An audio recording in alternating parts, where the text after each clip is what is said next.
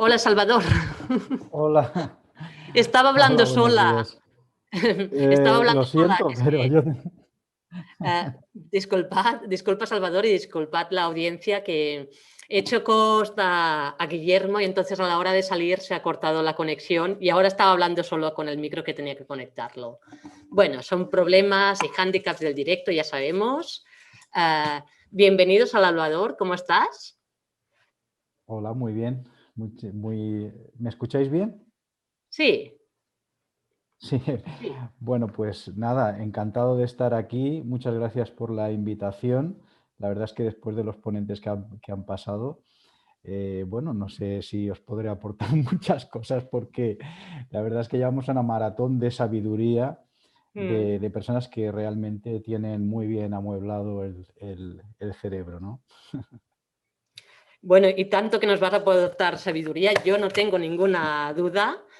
Con Salvador, bueno, yo ya lo he dicho antes, soy un poco parra con los tiempos, pero yo diría que la primera vez que nos conocimos estamos hablando del 2003-2004, a veces tenemos así varias conversaciones, ¿no? Pero ha llovido mucho desde entonces y estoy segura que nos vas a aportar mucha sabiduría porque tienes como mucha experiencia en lugares de liderazgo, como ahora explicaré un poco en tu bio, de grandes corporaciones también, con muchas personas a cargo.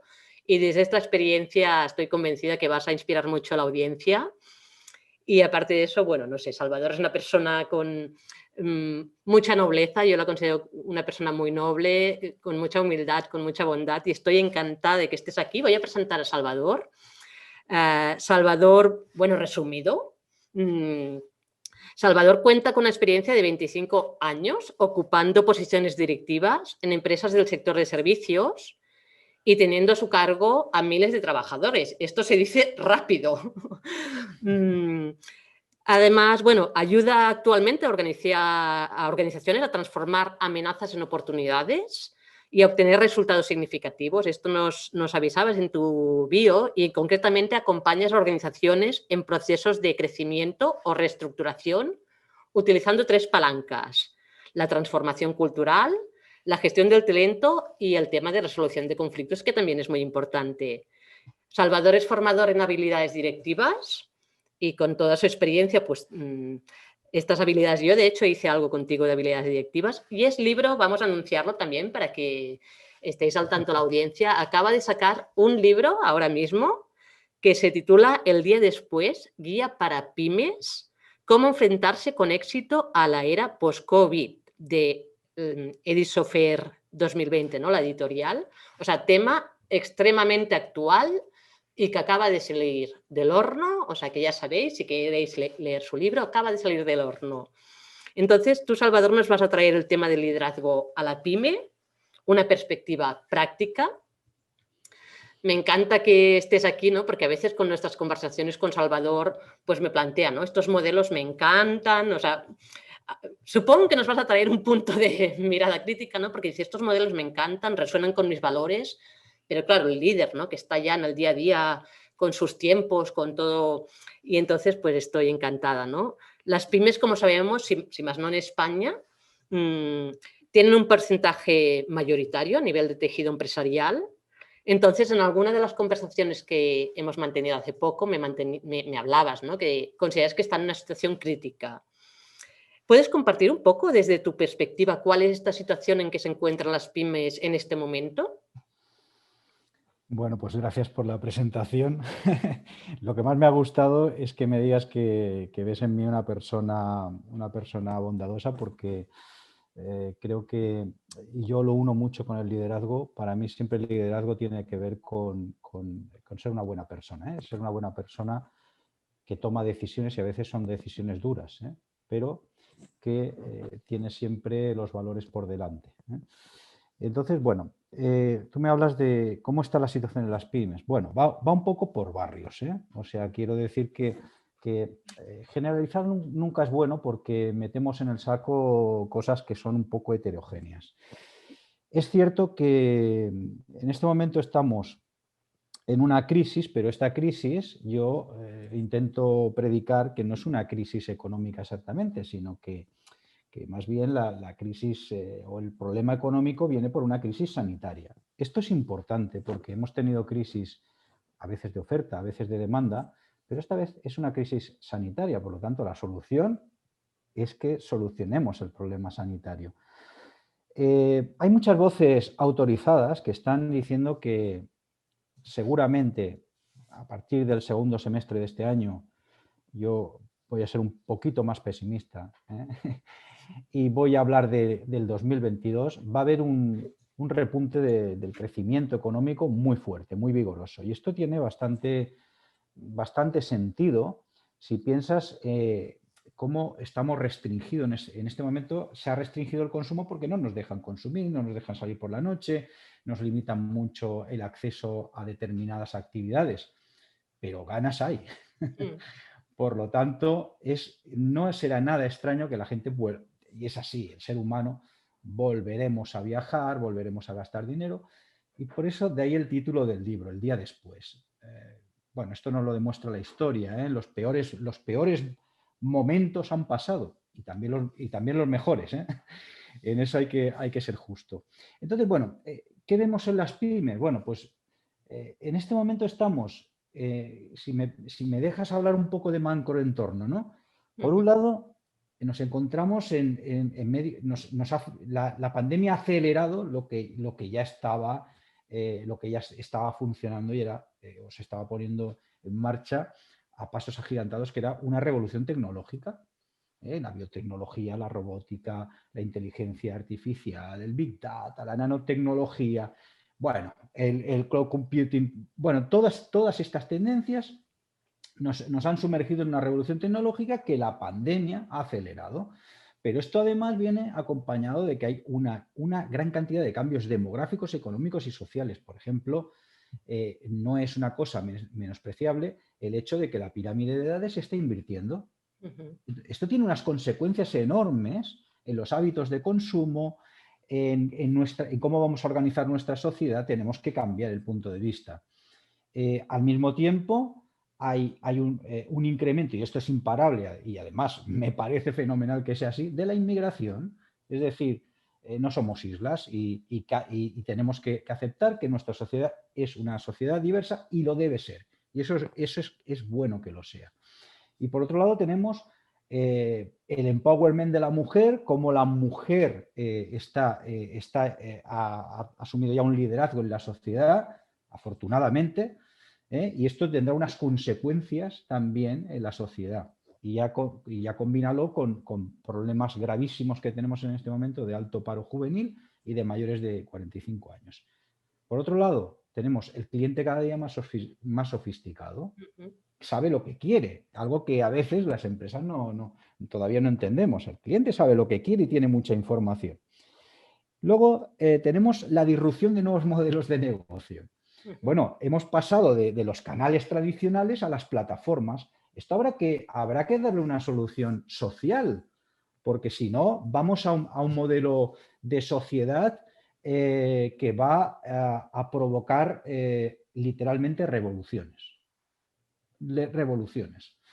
O sea que alguna solución le tendremos que buscar. Y por otro lado, digamos, el último aspecto en cuanto a tendencias de macroentorno es la paradoja de que cómo puede ser que tengamos tanto paro y sin embargo haya escasez de determinado talento, de determinadas posiciones. Tenemos un gap, una diferencia entre lo que el mercado está demandando y lo que se puede ofertar. Entonces, sobre todo en temas más digitales, de profesiones digitales. Esto es paradójico, pero está ocurriendo. Y añado otra cosa, la desregulación del mercado de trabajo. Esto tendrá unas consecuencias brutales. Se está externalizando el talento, desaparece el trabajo de por vida, se necesita adquirir nuevas competencias. Bueno, esto hablabais de la tortilla. Yo diría que esto es un potaje, esto es un potaje que habrá que ver cómo le damos forma. Entonces, las pymes, fíjate dónde están metidas, ¿no? Y además son pequeñas o relativamente pequeñas, con poco músculo financiero, etcétera, etcétera, ¿no? Sí, está bien que traigas esta cosa más macro, ¿no? Porque a veces como que empezamos a hablar de los temas y las pymes están en un marco sistémico más amplio que obviamente las afecta, ¿no? O sea, que fantástico que hayas hecho así como este marco porque da más comprensión, ¿no? Para poder hablar de liderazgo en las pymes, pues primero quizás entendamos esta visión más holística, sistémica, ¿no? De cómo Sí. está el patio a nivel más macro de mundo, ¿no? Ujú. Mm, bueno, pues vaya retos que tenemos por delante, no son Hombre. pocos. Ah, bueno, nos vamos a centrar un poco en las pymes, ¿no? En el tema este de la entrevista, ¿no? De liderazgo en las pymes, ¿no? Ah, no sé, en tu experiencia, ¿no? Y teniendo en cuenta este marco que nos planteabas, ¿no? ¿Cuáles crees que son los dolores de cabeza o cuáles dolores de cabeza ves tú en los líderes de las pymes y estos retos que tienen, como en el momento de sostener esta posición de liderazgo en la pyme, ¿no? Entendiendo este nivel macro que no es poco. Bueno, pues mira, casi te diría que no son muy, muy diferentes, si me vais a entender la extrapolación, con los dolores de cabeza que tenemos las personas en general. Ujú, Y yo lo resumiría en una palabra, que es incertidumbre. mm, Las personas necesitamos, siempre hemos necesitado tener una cierta predictibilidad sobre el futuro, aunque eso ya sabemos bueno, a veces es más imaginación que realidad, y necesitamos estabilidad. Esto nos pueden vender las motos que quieran, pero esta es la base de las culturas. Las culturas se basan en estos dos aspectos, en que hay predictibilidad sobre lo que va a pasar en función de cómo tú actúes, ¿eh? Y que hay una estabilidad. Entonces, claro, esa incertidumbre, ¿por qué viene? Hombre, pues viene en primer lugar porque hay una situación en este momento económica en las empresas. Muchas empresas todavía están en ERTE, no lo olvidemos, porque ujú. parece que ya han vacunado a un 2% de la población y ya estamos todos diciendo que estamos saliendo. Bueno, hay muchos ERTEs y hay mucha incertidumbre, tanto por parte de la dirección de la empresa sobre qué va a pasar, qué voy a hacer con estos ERTEs, como las personas, qué va a pasar cuando yo salga del ERTE. Por otro lado, otro dolor de cabeza es la financiación. Sí, sí, hay muchos ICO, muchos sistemas de financiación, pero el dinero hay que devolverlo. A lo mejor se nos había olvidado, hay que devolverlo. Y si no hay ventas, no se podrá devolver. Ujú. Y más te digo, si no hay ventas rentables, no se podrá devolver. Por tanto, otro dolor de cabeza es la rentabilidad, es decir, obtener resultados. Cómo nos adaptamos a los cambios tecnológicos y todas estas tendencias que hemos hablado antes, haciendo viable nuestro proyecto o nuestra empresa o nuestra organización. Es decir, yo lo resumiría: cómo combinamos la eficiencia operativa del día a día, es decir, hoy tenemos que obtener resultados, no podemos decir, no, dentro de 3 años o dentro de 2 no, hoy necesitamos obtener resultados, pero no podemos olvidarnos del aspecto construcción de escenarios de futuro. Es decir, no podemos vivir al día sin pensar lo que va a pasar de aquí a 1 año, a 2, a 3. Y esto, si quieres, podemos hablar un poco más tarde sobre mi idea de construir escenarios de futuro. Bueno, ya que lo has traído ahora, ¿por qué no seguir el hilo de la conversación? Esto es una conversación, no es un Bueno, interrogatorio. déjame que lo dejemos para el final. Déjame que lo dejemos para el final, porque yo al final me gustaría, si a ti te parece bien, dar mi visión sobre cuáles pueden ser las palancas estratégicas. No sé si es muy rimbombante el nombre, o cuáles pueden ser algunos consejos, humildemente, para intentar salir de este atolladero que estamos. Bueno, pues dejémoslo para el final. Pero tomo nota, ¿eh? Tomo nota Toma en los nota, escenarios de que no se me futuro. Bueno, olvide. esperemos, porque media hora da lo que da de sí, Sí, ¿no? sí, Y muy al bien. final es un poco como una conversación viva que va Sí, surgiendo y correcto, va correcto, conduciendo, ¿no? correcto. Ah, a mí sí que me gustaría preguntarte, porque era un valor que consideraba de tu presencia, ¿no? En todas estas conversaciones que tenemos muy a menudo, ¿no? Esto que introducía al principio, esto sí que me gustaría, no te dejo escapar, que lo sepas, ¿no? Que dices, ostras, está súper interesante esto, ¿no? Pero ahora estábamos justamente hablando de los dolores de cabeza, ¿no? De esta necesidad de la incertidumbre, ¿no? Esta necesidad de estabilidad, la financiación, el vender, porque si no, obviamente, la pyme se va al carajo y lo primero es la supervivencia, ¿no? Poder tener esta base, ¿no? Y de estos modelos están muy bien y yo sé que por valores los compartes, ¿no? El tema de las personas en el centro y tal, ¿no? Pero a veces, qué difícil puede ser encajar con esta presión de tener que dar respuesta a estos tiempos tan acelerados, con tantas presiones externas de tengo que vender. Entonces, no sé, yo querría preguntarte, porque lo hemos conversado muchas veces, ¿no? Estos desencajes, ¿no? Qué difícil es. ¿Cuáles consideras que son los principales desencajes que le suponen a un líder de una pyme que puede conectar con estos valores a la Bueno, hora de implantar este tipo de modelos que ponen las personas en el centro, teniendo este nivel macro que has comentado y también teniendo el día a día que lo aprieta y que lo... No sé si se te ocurren... bueno, me ¿Cómo pones ves en un esto? buen brete. ¿Me he pasado con la pregunta? Sabía que no me iba a escapar. Bueno, tú sabes que realmente comparto la filosofía que hay detrás de todos estos modelos, eh, pero creo que tenemos que ser un poco conscientes de lo que significa la cultura organizacional. Ujú, No se pueden cambiar las organizaciones tan sencillamente. Lo más difícil de cambiar es la cultura. Y si no cambias la cultura, no cambias nada. Yo soy muy crítico, por ejemplo, con la digitalización, en el sentido de que parece que solo por implantar tecnología ya hemos cambiado la organización. Y esto no es así. Y pongo un ejemplo muy rápido. Reuniones presenciales, muy improductivas normalmente. Reuniones virtuales, igual de improductivas, porque hemos extrapolado los vicios de lo analógico a lo virtual. ¿Eh? Entonces, yendo a tu pregunta, que tenemos poco tiempo. A ver, yo creo que a veces las personas que nos gusta mucho la teoría pecamos de cierta falta de practicidad. Y entonces hay que pensar quién tienes delante. O sea, tú tienes que pensar quién es tu interlocutor, a quién le estás vendiendo la idea. Y la idea se la estamos vendiendo al pequeño y mediano empresario, por lo menos en mi caso. Entonces yo al pequeño y mediano empresario, venderle, venderle la idea de que tiene que cambiar su organización con determinados argumentos que todos podemos ahora compartir aquí, la verdad, mi experiencia no funciona. Esto es como si una persona que se está ahogando le dices, tranquilízate, tranquilízate, que te voy a explicar cómo te voy a sacar. No funciona, ¿no? claro. Cuando digo practicidad, quiero decir que hay que hablar el lenguaje de ese interlocutor. Hay que hablar el lenguaje del empresariado. Y hay que traducir lo que él necesita, que es cómo vendo más y mejor, cómo soy más rentable, cómo soy más eficiente, cómo compito en un mercado feroz. Eso vamos a trasladar de nuestro modelo a darle respuestas prácticas. Eso es lo que yo pienso. No tengo ese modelo adaptado, pero creo que es algo que si queremos que se sume el empresariado de la pequeña y mediana empresa a este barco, hay que ponerles una pasarela. No les pidamos que se enlacen de cabeza al mar y que luego suban por una escalera hasta el barco.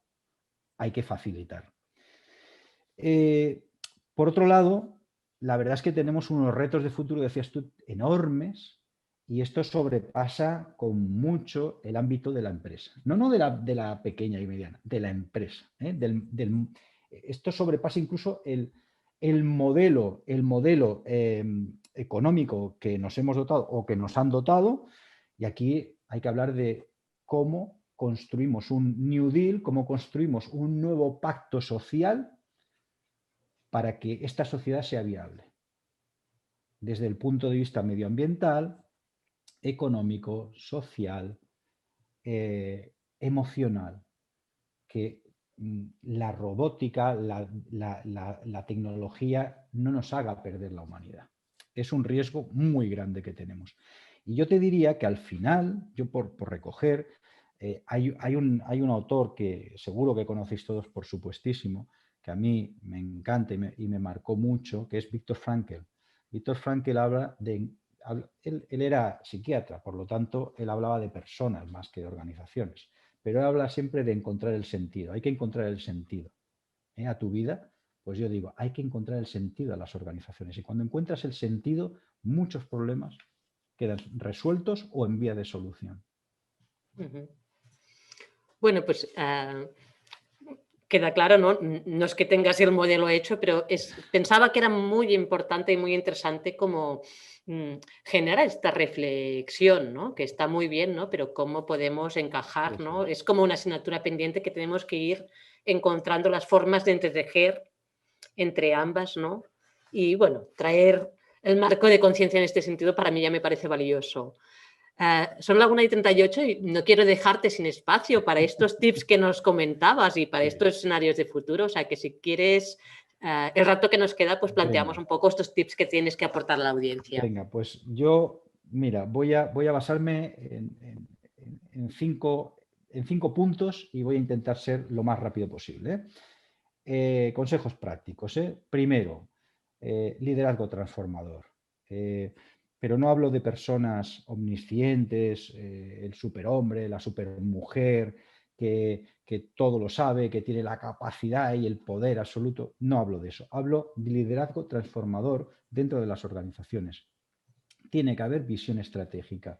Una organización que no sabe a dónde va, que no tiene una visión estratégica, es una organización que va dando tumbos por la vida y tiene muy mal el futuro. Por otro lado, ese liderazgo transformador significa que tenemos que desarrollarlas a las personas. Las personas están en el centro de realmente, crear equipos de alto rendimiento, impulsar la comunicación interna, poner en marcha nuevas formas de organización, y aquí entrarían muchas de las cosas que habéis hablado vosotros. Y sobre todo, que lo más importante en este momento no es tanto lo que sabe la organización, sino la capacidad que tenga de aprender. Y en las personas pasa igual, ¿eh? Esto es importante. Segundo punto, digitalización.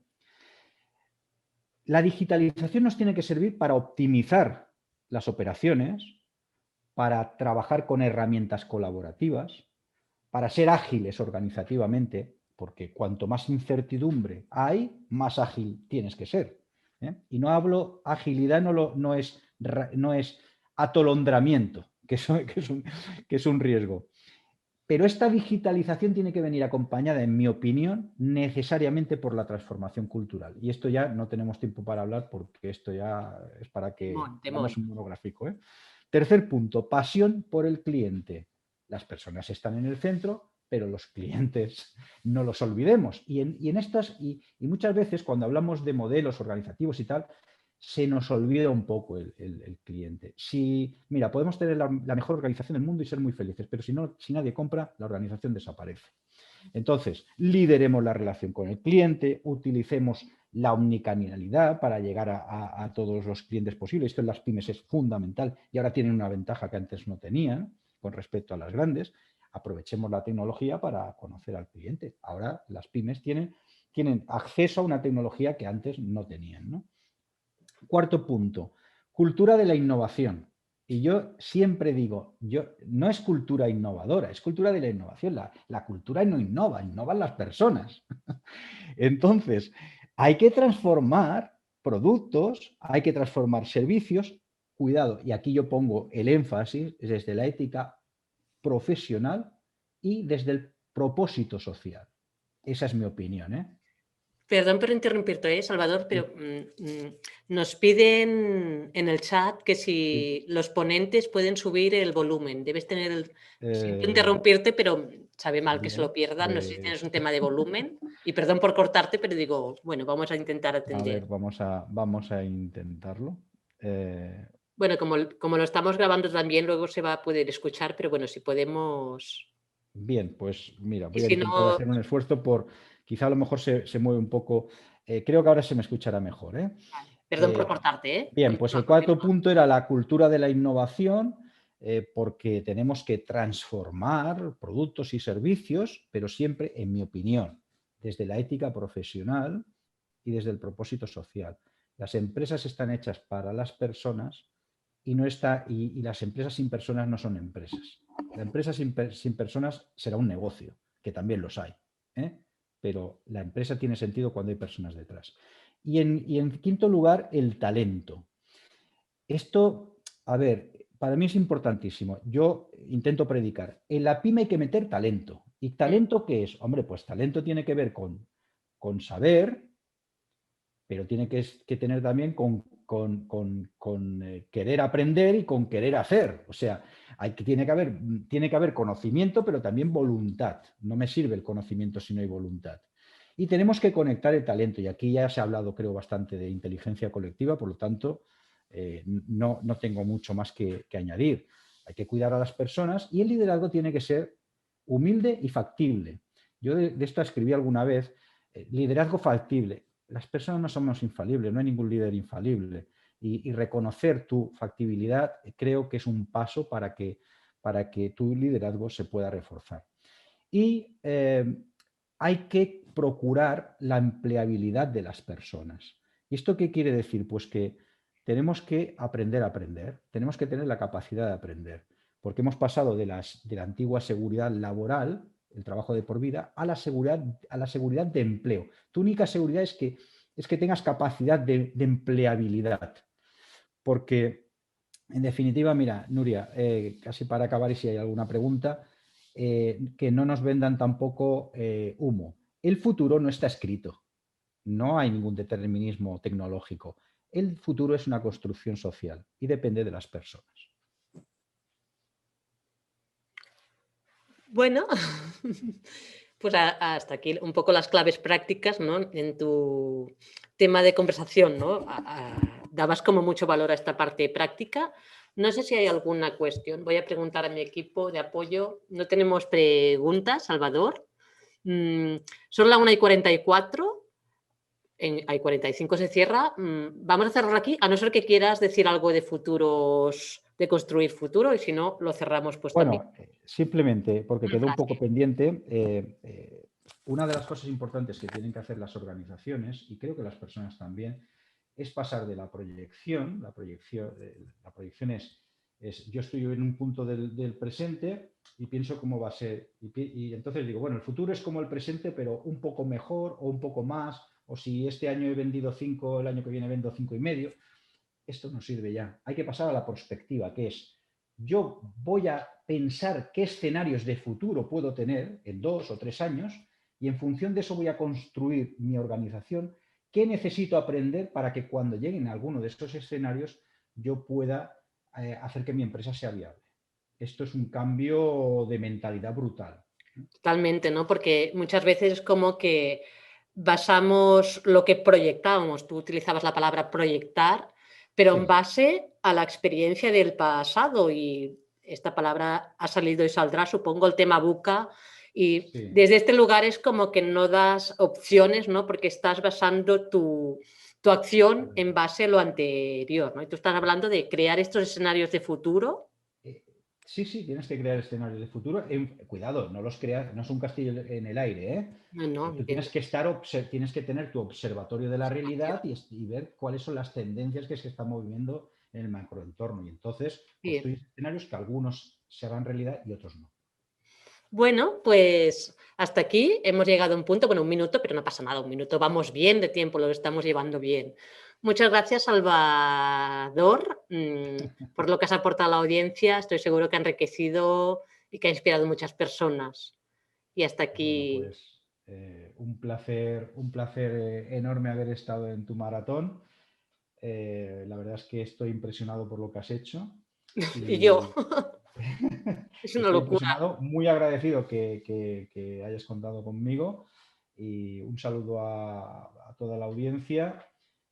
Supongo que mi hora era la peor porque todo el mundo quería hacer el vermut, pero Bueno, también. no se puede tener todo en la vida. Bueno, pues muchas gracias, un abrazo muy fuerte, Nuria, y nos vemos pronto, supongo. Muy bien, pues gracias, Salvador. Muy bien, adiós, adiós. Bueno, pues ya estamos en el Ecuador de la maratón. Ahora vamos a...